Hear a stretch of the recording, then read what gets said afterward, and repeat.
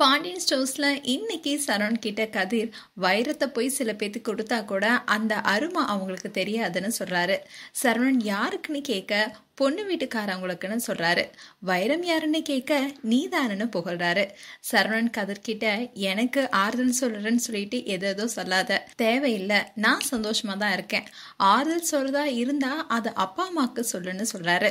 And Meena மேல செந்தில் ரொம்ப கோவமா இருக்காரு.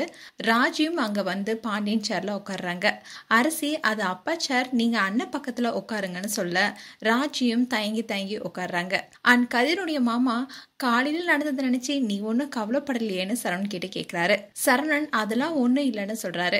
அண்ட் கதிர் அண்ணன் அந்த பொண்ணெல்லாம் அந்த அளவுக்கு நல்லா இல்லையாமேன்னு சொல்றாரு. செந்திலும் ஆமா நான் வேற பொண்ணை பார்க்கலான்னு நினைச்சேன்னு சொல்றாரு. சரவணன் உங்களுக்கு பேச வேற விஷயமே கிடையாதான்னு கேக்குறாரு. அண்ட் பாண்டியனும் அங்க வராரு.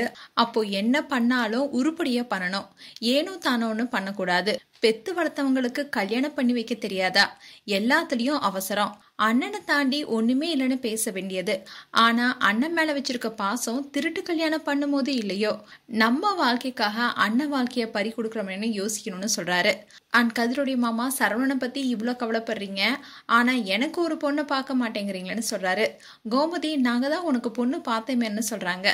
8 வருஷத்துக்கு முன்னாடி பாத்தீங்க, இன்னும் அதையே சொல்லிட்டு இருக்கீங்க, பேசாம நான் அந்த பொண்ணையே கல்யாணம் பண்ணிருக்கலாம்னு சொல்றாரு. அதுக்கு கதிர் அதுக்கு வாய்ப்பே இல்ல மாமா, அவங்களுக்கு கல்யாணம் பண்ணி 3 குழந்தை இருக்குன்னு சொல்ல எல்லாருமே சிரிக்கிறாங்க. இதுதான் இன்ட்ரோ எபிசோடா வரப்போகுது.